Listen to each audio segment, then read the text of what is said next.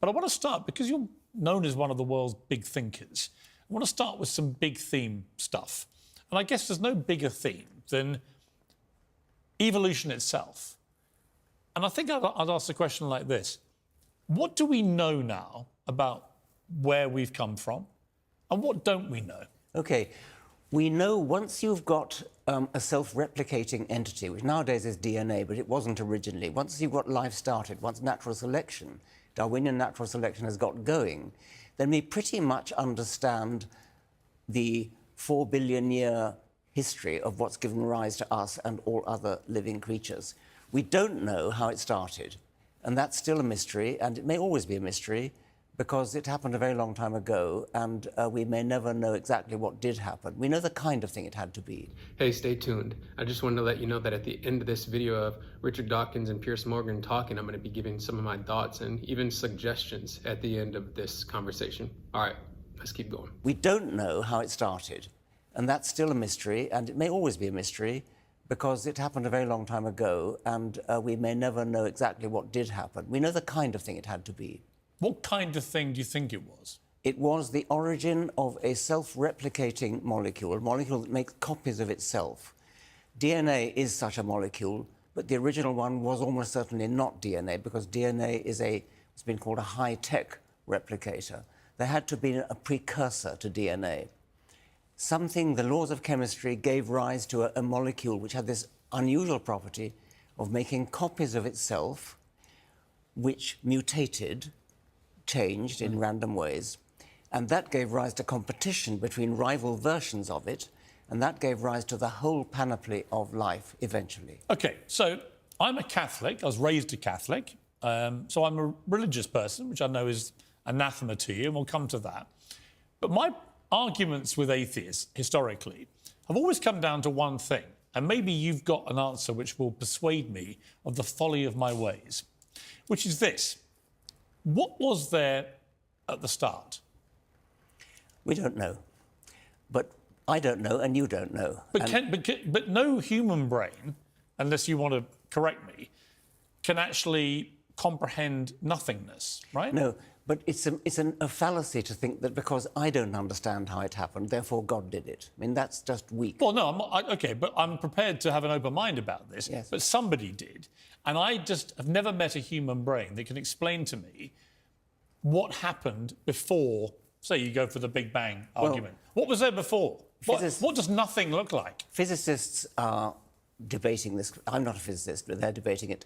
My point is that they don't know, and I don't know, and you don't know, and it doesn't help to postulate a God that did it. But you're certain it's not a God, and yet you admit you don't know. No, I'm certain that it doesn't help to postulate something very complicated at the outset, because what we've got is primeval simplicity, and from that stems everything. And what science does, it starts with simplicity, which is relatively easy to understand, and from that it develops into the whole of the universe and the whole of life.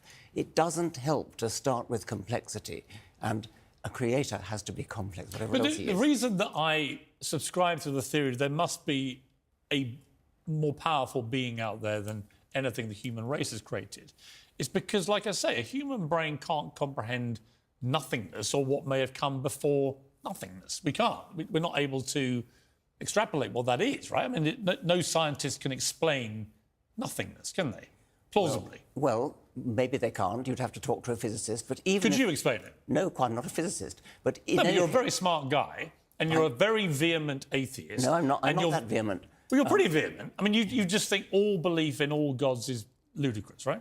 I think that it doesn't help to introduce complexity at the outset. That's my point. No, I get that, but no, well, I don't think you do get it. Well, no, I do, because but you're asking me to consider that my own belief in a deity that may be above human thinking and understanding and brain power, that was there universally, that my theory is scientifically flawed, whereas I would throw back at you, OK, but I need to be given an alternative. I need some scientist somewhere to explain to me, right, 4 billion years, all right, but then what was there before that? Well, scientists can't answer that, and what they say is things like it's like going to It's like going north of the North Pole. I'm sure, I gather you recently introduced Stephen Hawking. He probably said that to you.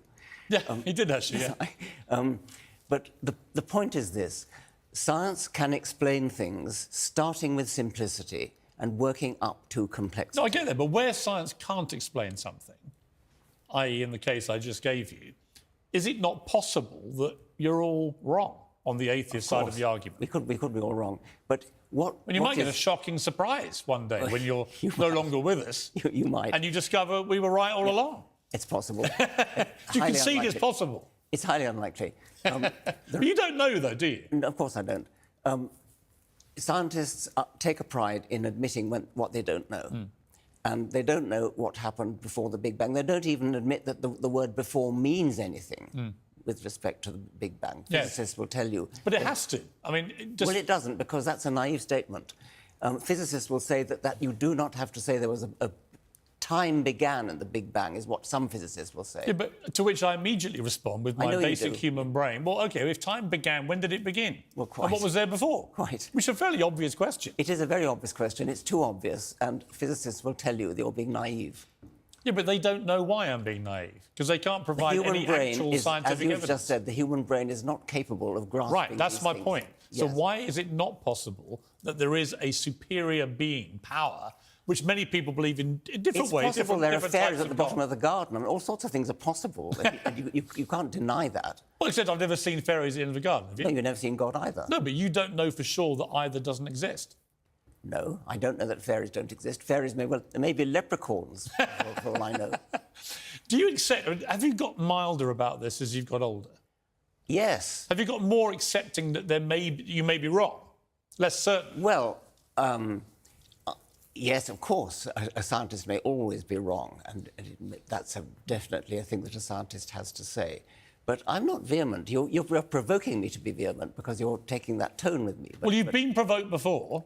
Yes. And you've been quite vehement in response. I'm actually not trying to provoke you. I'm genuinely curious. Yes. Because I don't have all the answers, but I'm always sceptical of people who think they do. I don't think you do. Absolutely not. But your admission that you don't have all the answers, to me, is quite interesting, because it lends the possibility you might be wrong. Well, it's not interesting. I mean, no scientist has all the answers. But the one thing you shouldn't say is that because I don't know, therefore God did it. That's a What do you think happens when you die? As Bertrand Russell said, I believe that when I die, I shall rot, and nothing of my ego shall remain. That's it. Yes. The end. Nothing. There's nothing else. How could it be otherwise? I mean, you have a brain, an evolved brain, which works by nerve impulses, and when that decays, what could possibly be left? So you don't believe in, for example, a spirit or a soul? None of that is... That's all conditional entirely on a link to an actual cerebral... Yes, if by spirit or soul you mean something that outlasts the brain, then I do not believe in it, no. Really? Well, how could I? All right, so one of the first things that came to my mind listening to them speak was that atheists very often, they make the mistake of thinking that creationists are not arguing from evidence or science, but we really are. We're arguing from the same set of data that the materialist is arguing from. And also Richard Dawkins says that atheists or materialists, they take pride in saying that they simply don't know. And I would say the same is very true for the creationists as well. We also take pride and are humble enough to say there's some things that we do not know. But also, as a creationist, we can also take pride in many things that we can't explain, that the naturalistic explanation simply cannot explain. So like I said, we're arguing from the same set of information. It's not like creationists have their own little category of scientific investigation and atheists do over here. No, it's the same collective information that's being gathered, and there's conclusions that are made based on the evidence that is presented. That's something that I learned from a gentleman named Stephen C. Myers from his book, The Return of the God Hypothesis.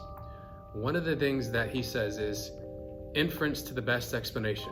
This is known scientifically, it's known in detective work, and what this inference to the best explanation looks like is, for instance, a detective, he goes to a crime scene. He evaluates all the evidence that is laid out and presented before him. He starts to form different theories or hypotheses of what could be the most likely explanation to this set of evidence that I have here.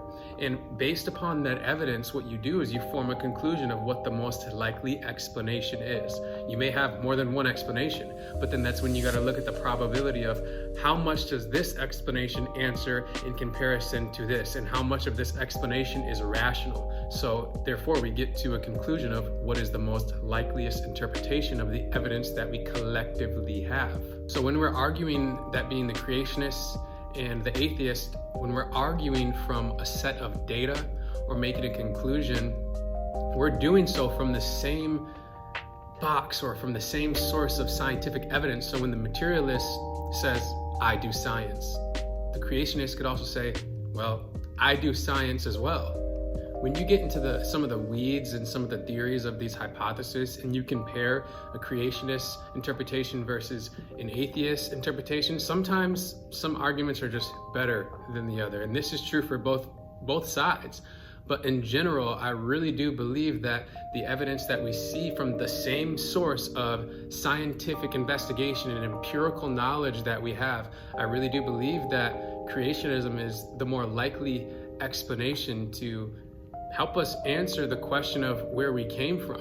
Like, for instance, let's compare the evidence for the beginning of the universe and it beginning to exist. Okay, this points to a spaceless, timeless, and immaterial being, potentially being one of the most likely explanations. I'm not saying the only, but the most likely and rational. What's the atheistic interpretation in comparison to answer the beginning of time?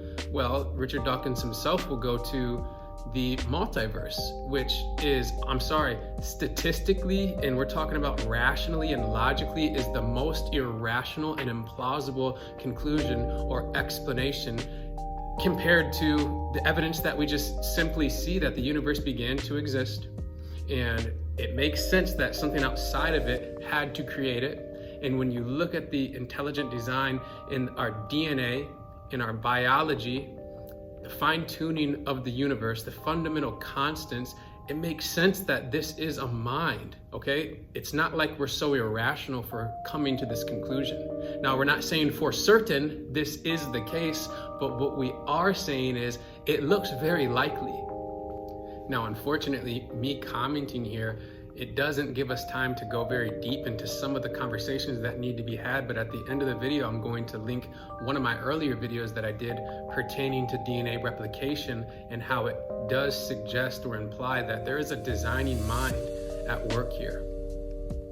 Now, one of the other things that I thought about was Albert Einstein and kind of his process of forming different conclusions and coming to different opinions in relation to the universe, where at first he believed it was a static and eternal universe, and then he ended up forming a conclusion where he believed that the universe was no longer, based on the evidence, that the universe was no longer static as he realized the expansion of the universe.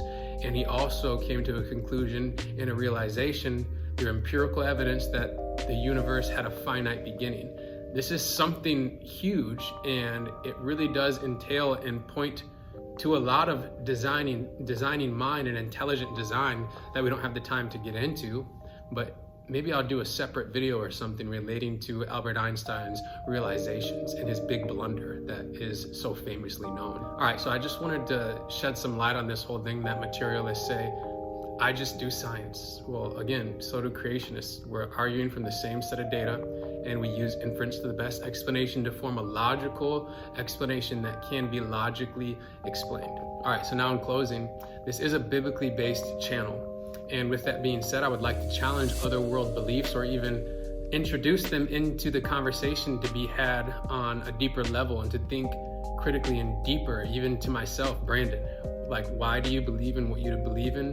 Why are you taking this step-by-step methodical process of this particular belief that you have about this particular thing? So all are welcomed, and if you enjoy the channel, I really just like that, I guess, because I want to encourage people to think critically and challenge them. So with that being said, it's biblically based, and let me close with a scripture. Hebrews 11:3. It says, "It is by faith that we believe the universe was formed at his command, so that what is seen was not made by what is visible." So this is what I was saying in the beginning, that the universe began to exist, which logically does imply through a rationalistic interpretation that can be made that something spaceless and timeless and immaterial did the creating. All right, have a good day.